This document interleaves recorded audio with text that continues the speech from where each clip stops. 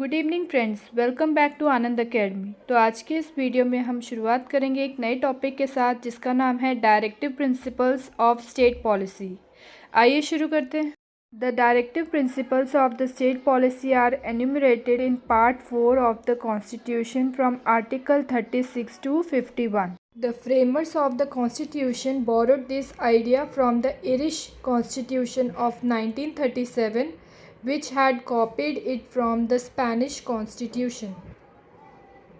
Directive principles of state policy जो concept है वो हमारे कॉन्स्टिट्यूशन के पार्ट 4 में इंक्लूड किया है, जिसके अंदर आर्टिकल्स 36 to 51 इंक्लूड किए हैं और ये लिया गया है from the Irish constitution in year 1937 में, जो कॉपी किया था from the Spanish constitution.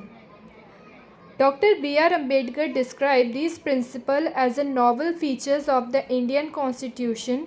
The directive principle, along with the fundamental rights, contain the philosophy of Constitution and is the soul of the Constitution. तो हमारे जो doctor B.R. Ambedkar जी थे वो directive principle of state policy को एक तरह से novel feature बोलते हैं हमारे कॉन्स्टिट्यूशन का.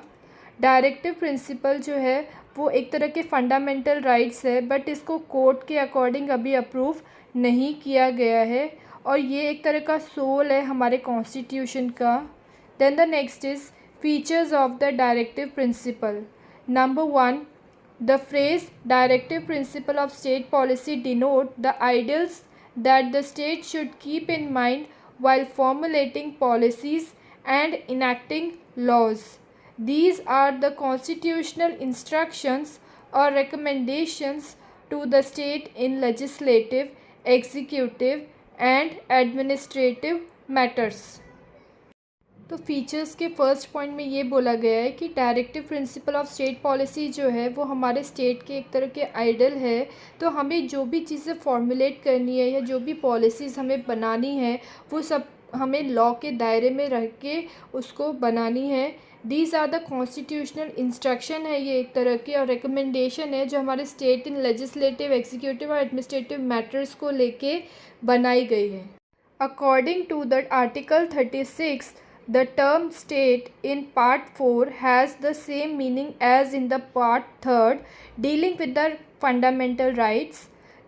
Therefore, it includes the legislative and executive organ of the central and state government, all local authorities and all the other public authorities in the country. जैसे कि हमने कॉन्स्टिट्यूशन पार्ट 3 में state के बारे में ऑलरेडी पढ़ चुके हैं कि स्टेट क्या होता है, जिसमें इंक्लूड होती है हमारी central, state, local government as well as हमारे लेजिस्लेटिव एंड एग्जीक्यूटिव ऑर्गन जो है, ये सभी चीज़ें इंक्लूड होती है और ये सभी चीज़ें कंट्रोल की जाती है by the government of India. इसी को स्टेट कहा गया है in article 36. Then move towards the next feature. The directive principle resemble the instrument of instruction enumerate in the Government of India Act of 1935.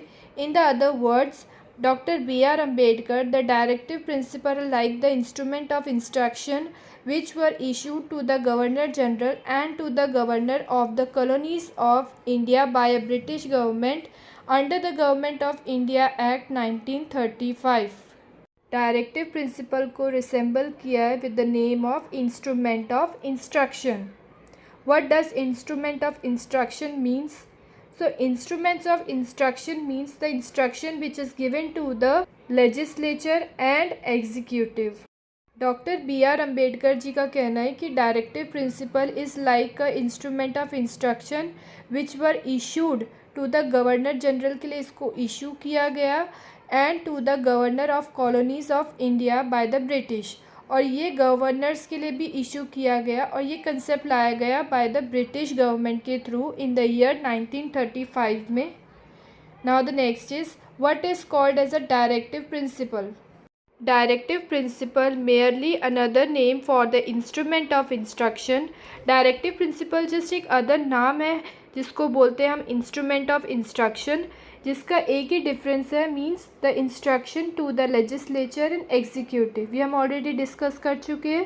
Then the third feature, the directive principles constitute a very comprehensive economic and social political program for modern democratic state. They aim at releasing the high ideals of justice, liberty, equality and fraternity as outlined in the preamble to the Constitution.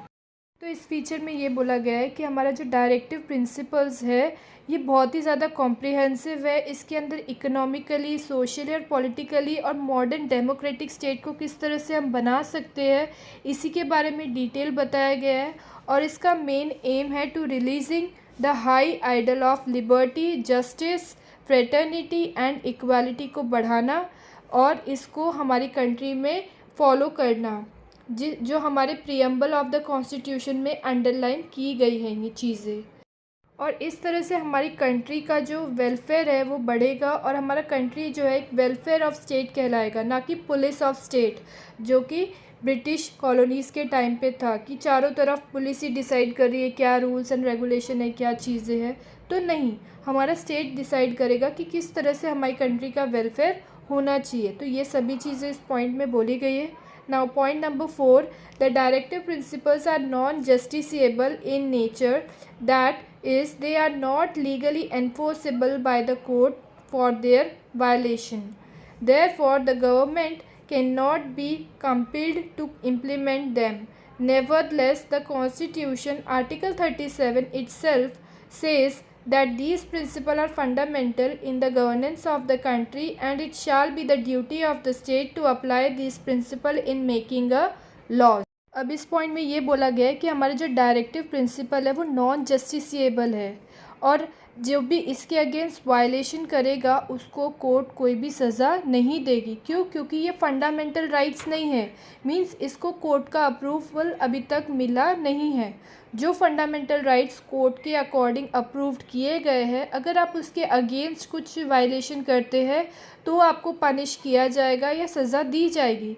लेकिन ये जो directive principle of state policy है इनको अभी तक court ने approve नहीं किया है, तो ये नॉन जस्टिसिएबल है। अगर आप इसके अगेंस्ट कुछ आवाज़ भी उठाते हो या स्ट्राइक भी करते हो तो कोर्ट इसमें इन्वॉल्व नहीं होगी। ये चीज़ें बोली गई है आर्टिकल 37 में। Then the next, the directive principles through non-justiciable in nature help the court in examining and determining the constitutional validity of a law. The Supreme Court has ruled many a times that in determining the constitutionality of any law, if a court finds that the law is questioned, seek to give effect to a directive principle, it may consider such law to be reasonable in relation to Article 14 or Article 19 and thus save such law from unconstitutionality. तो हमारे जो directive principles है वो non justiciable in nature है, help करते हैं ये court को एग्जामिन करने में या डिटरमाइन कर about the constitutional validity of law. और सुप्रीम कोर्ट क्या करती है इसमें, वो रूल करती है many a times determining a constitutionality of any law. If a court find that the law is question see, तो वो उस डायरेक्टिव प्रिंसिपल को फंडामेंटल राइट में ऐड कर सकती है और बाय कोर्ट वो अप्रूव्ड हो सकता है और उसके बाद हम उसके अगेंस्ट वायलेशन कर सकते हैं। अगर कोई प्रॉब्लम अराइज होती है तो अप्रूवल भी दिया जा सकता है। तो कोर्ट कभी भी चाहे वो कोई भी डायरेक्टिव प्रिंसिपल को अप्रूवल दे के उसको एक तरह का फंडामेंटल राइट बना सकती है जिसे हम सब इंडियन सिटीज़न को फॉलो करना पड़ सकता है। तो ऐसे ये डायरेक्टिव प्रिंसिपल्स है जिनको कोर्ट कभी भी उनका मन चाहे तब वो उसको फंडामेंटल राइट में ऐड कर सकती है। तो यहाँ पे ख़त्म होते हैं हमारे कुछ फीचर्स जो हमने डिटेल वाइज स्टडी किए। मिलते हैं अपने नेक्स्ट वीडियो में कुछ आर्टिकल्स के ऊपर, उसमें स्टडी करेंगे। तब तक के लिए keep on subscribe to my YouTube channel. Goodbye, thank you.